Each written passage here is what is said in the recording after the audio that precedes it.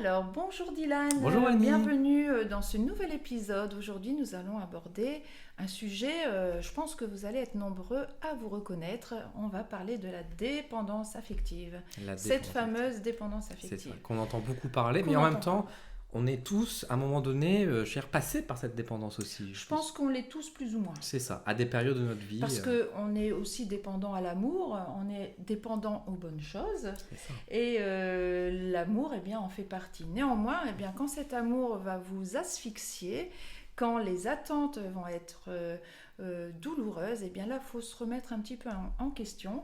À quel moment on va parler de dépendance affective? Donc, on va parler de dépendance affective quand on va miser que sur la relation. Quand on va attendre constamment un SMS, un appel, quand on va faire les choses pour que l'autre nous renvoie une belle image de soi, ou quand on va attendre aussi des je Tout à t'aime, fait. quand on va attendre... À l'image, encore une fois, d'une dépendance, quoi qu'il en soit, je veux dire, d'une drogue, Tout à fait. d'un autre chose. Quand on est au tabac, qu'on a toujours ce besoin, cette envie de dire j'ai envie de fumer, j'ai envie de fumer. La dépendance affective, c'est ce besoin de dire j'ai besoin de ma dose de quoi? Exactement. De l'autre personne qui doit être là, présente tout le Mhm. temps avec moi, parce que le fait d'avoir de ces nouvelles, d'être présent à côté, ça me rassure, ça me conforte là-dessus. Et forcément, ça apporte aussi son lot de difficultés. Tout à fait. Donc, ceux qui me consultent et qui viennent me voir pour une dépendance affective, alors déjà, tout d'abord, ils n'en sont pas tous conscients. C'est ça. Donc, on peut le découvrir au sein du cabinet, c'est-à-dire qu'à force d'expliquer leur situation, leur vie de couple ou leurs besoins de relations multiples, parce que ça peut être aussi cette forme, c'est-à-dire qu'une fois qu'on a joué toutes ces cartes dans une relation, on a envie de passer à une autre relation pour redémarrer le schéma de C'est ça. séduction, de aime-moi, aime-moi, aime-moi. Alors ça, cette dépendance affective, eh bien, elle est très douloureuse dans un couple. Tout à fait. Parce- C'est pas toujours évident aussi de la détecter, d'affirmer si oui ou non on est dedans. Parce que c'est Mhm. vrai, comme tu dis, on n'a pas forcément conscience. Mais même, je dirais qu'il y a parfois l'état inverse où parfois des personnes peuvent se sentir en mode ah, je suis trop dépendant à lui, etc. Parce que l'autre va avoir besoin de plus de liberté, par exemple. Et c'est pas forcément, on va dire, être dans un cas de dépendance, mais pour autant se dire juste vouloir passer parfois du temps avec la personne. Mhm. Ça va pas nécessairement dire qu'on est tout de suite dans une Exactement. dépendance. Et parfois, ça peut être dans un sujet inverse où la personne aura tendance à dire non, mais tu me colles trop, etc. Alors que non, c'est l'autre personne qui peut être à l'inverse trop dans le rejet Exactement. aussi. Donc c'est pour ça que déterminer vraiment si on est dans la dépendance affective, etc., il faut savoir aussi prendre du recul en fait sur soi-même pour déterminer si on est C'est dedans. comme toute forme de dépendance, on peut parler de dépendance quand ça fait souffrir, Oui, tout à fait. quand il y a souffrance, que ce soit même... Et les besoins des uns et des autres ne sont pas les mêmes. Exactement. Chacun Exactement. est unique et puis certains besoins ont besoin plus d'attente et d'autres ont besoin de moins. Mhm. Donc là, c'est au cas par cas. Donc la dépendance affective, elle va faire souffrir quand on est dans une relation où on n'est plus soi-même, où on perd son identité. C'est-à-dire qu'on va se modéliser à l'autre, à ce qu'il veut bien que l'on devienne C'est ça. pour lui, pour satisfaire les besoins de l'autre. Donc souvent, les personnes qui sont dépendantes affectives, elles peuvent même considérer qu'une claque de temps en temps, ça peut être normal, ou qu'une sexualité très débridée, par Tout à fait. exemple, j'ai le cas d'un couple où la dame eh bien, ne voulait pas pratiquer les clubs échangistes ou des trios, peu importe, et donc elle était tellement dépendante à l'amour de son conjoint, eh bien, elle aurait été prête à tout Alors, faire pour lui. Donc, On voit plus les red flags, comme voilà, on dit. tout à fait. Et puis, à un moment donné, elle se réveille, elle voit cette souffrance, la sexualité, ça ne lui parle plus, elle perd le désir de but en blanc, et donc là, elle commence à se dire, mais comment j'ai fonctionné? Est-ce que c'était réellement moi qui avais ces attentes, ou est-ce que j'ai fonctionné de cette manière pour faire plaisir à mon conjoint? Donc cette dépendance affective, elle est très, très, très douloureuse. Quand on est vraiment dans des dépendances affectives très ancrées, ça prend parfois quelques années avant de s'en détacher. Tout à fait. Parce que finalement, ça devient une drogue. C'est-à-dire que même si on sait que cette dépendance, elle vous détruit, elle va en même temps nous nourrir. Oui, tout à fait. De toute façon, encore une fois, on parlait tout à l'heure de la comparaison avec la cigarette, l'alcool, la drogue. Je veux dire, quand on essaie de quitter et qu'on est vraiment dépendant à ce niveau-là, on met beaucoup de temps et c'est très difficile de retomber. On peut retomber facilement ces schémas, etc. Et il n'y a rien de dramatique de se faire aider, justement. Et c'est effectivement ce que tu exprimais tout à l'heure aussi. Il y a un besoin également, si vous vous sentez concerné dans ce cas-là, etc., d'en parler, que ce soit avec un psychologue, que ce soit avec une thérapeute, enfin, en tout cas, d'aller voir quelqu'un, de communiquer là-dessus, justement, pour pouvoir vous aider à vous détacher de ces schémas-là, et aussi de pouvoir vous retrouver votre force, de votre volonté pour se dire, non, je résiste, et je me respecte aussi Je là-dessus. dirais que même consulter un thérapeute, c'est indispensable. Oui. Parce que se sortir seul de ces situations, il ne faut C'est pas aller très jusqu'à la complexe. maladie, jusqu'à la destruction. Parce que C'est ça. j'ai déjà reçu des personnes, des couples qui se détruisent. Ils sont dépendants, codépendants à ce qu'ils vont générer au sein du couple, mais qui n'est pas du tout porteur et qui est destructeur C'est même. ça. C'est pour ça qu'aussi dans ces formes d'accompagnement au niveau des couples, quand on me dit nous sommes fusionnels avec un grand sourire, je dis la fusion, eh bien, c'est quelque chose qui va être sur du long terme destructeur, puisque Tout à fait. la véritable équation du couple, c'est 1 plus 1 égale 3, et non pas 1 plus 1 égale 1. Tout à fait. Non, mais exactement. C'est exactement ce schéma-là qui est reproduit. Cette fusion qui, comme tu dis, elle doit être éphémère en fait. C'est une expérience qui est très belle et qui peut être très enivrante, on va dire, sur un certain aspect. Mais encore une fois, il ne faut pas y perdre son ego, dans le sens, il ne faut pas perdre son individualité de qui on est, parce que si on devait vivre vraiment toujours la fusion, bon, on ne serait pas deux êtres, on va dire, indépendants à chaque fois. Enfin, on est comme on est, j'ai envie de dire. Et on est là pour vivre aussi nos expériences, notre vie, notre chemin. Et le nôtre peut se faire accompagner, mais en aucun cas remplacé par Voilà. autre chose, quoi. Alors souvent, la dépendance affective, quand on me pose la question, mais comment j'en suis arrivée là, c'est une carence qui est liée à l'enfance, bien souvent. C'est-à-dire qu'un manque d'amour ou d'attention, on est à la recherche de quelque chose qui va nous remplir à l'intérieur. C'est ça. C'est-à-dire que suivant Souvent la l'enfance blessure de qu'on a eue, l'abandon, la quoi. blessure de l'abandon notamment, on va avoir ce vide qui aura besoin d'être rempli coûte que coûte. Et quand on a ce vide à l'intérieur, on va le remplir avec n'importe quoi. C'est ça.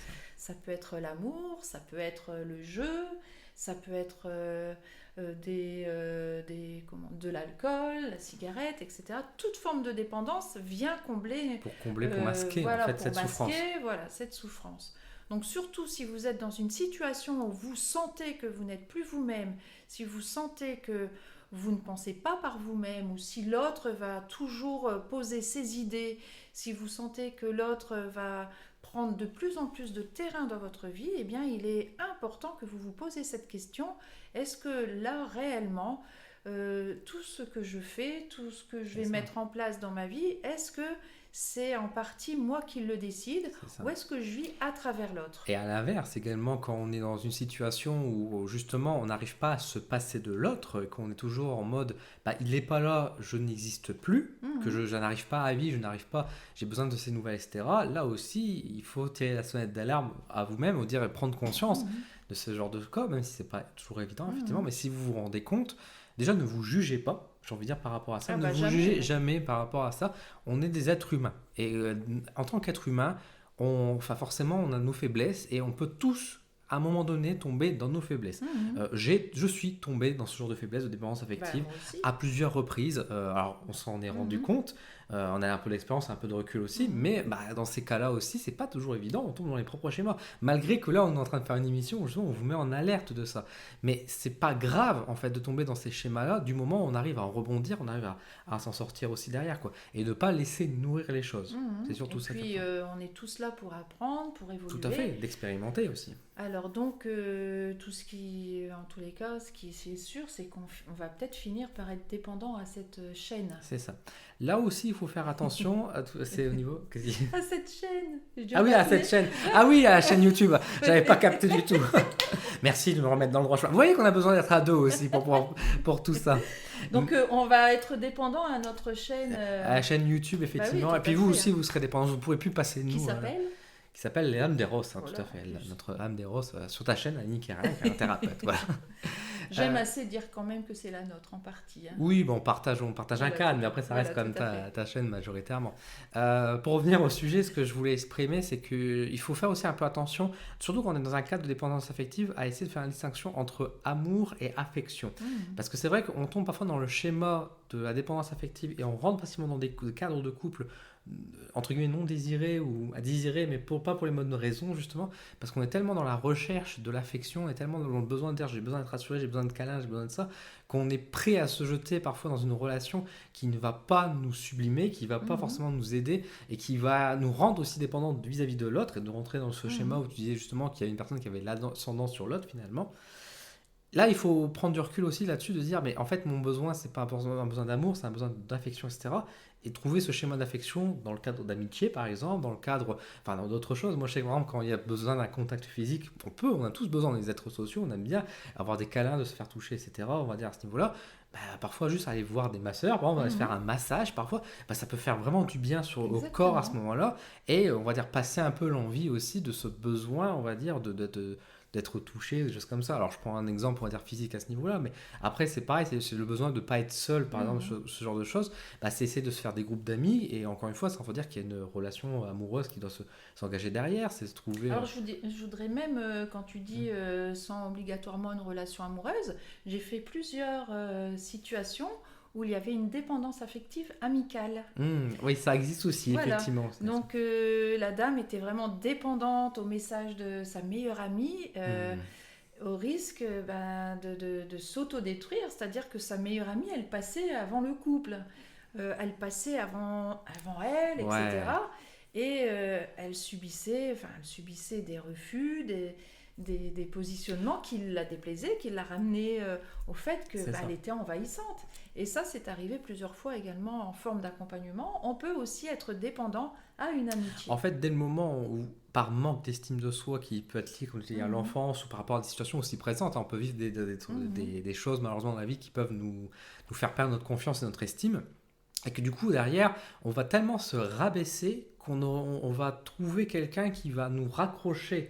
Et que du coup, on va rentrer dans une relation où justement tout est déséquilibré, où il y a une personne qui a l'ascendance sur nous, qui même parfois ne le désire pas, cet ascendant. Comme tu disais, la meilleure amie qui parfois gentiment dit non mais t'es un peu envahissante, etc. Qui ne veut pas, parce qu'elle veut une amitié qui soit sur le même panier, puis que l'autre, elle est tellement en mode admiration, t'es trop bien, t'es génial, etc. Bah, du coup c'est désagréable même pour l'autre personne derrière, et bah, bien sûr, et puis la personne elle-même qui est victime de ça, bah c'est pas sain pour elle, c'est pas sain. De toute façon, c'est pas sain, c'est pas porteur, c'est même destructeur. Et ça attire aussi, on va dire, les mauvaises rencontres, les mauvaises situations, etc. Parce que même si, au-delà de la spiritualité que je pourrais évoquer avec l'idée de la loi d'attraction, etc., forcément, si on a une mauvaise image de soi, on est dans la dépendance, dans le sens où on dit, bah oui, mais l'autre est tellement mieux, j'ai besoin de lui, etc., qu'on va aussi attirer à soi des personnes qui sont mauvaises, négatives, et notamment quand on est célibataire, il y a un vrai danger, par contre, c'est d'attirer ce qu'on appelle les pervers narcissiques, le terme qui est beaucoup en vogue, on en invoquera je pense un beau jour, les manipulateurs qui vont profiter en disant cette personne-là, elle est malléable parce que justement on est dans le besoin, moi je vais lui apporter ce qu'elle a besoin, mais pour mes propres intérêts, pour mes propres fins. Et c'est là qu'on rentre dans des relations qui sont extrêmement toxiques, où tu disais justement où on peut arriver avec beaucoup de dérives qui sont présentes aussi. Voilà, en tous les cas, si vous vous retrouvez dans cette dépendance affective, eh bien, consultez un thérapeute, quelqu'un qui va pouvoir vous aider à mettre en place une autre structure, une autre vision de la relation amicale, amoureuse ou tout autre, afin de vous rendre votre propre pouvoir. C'est ça.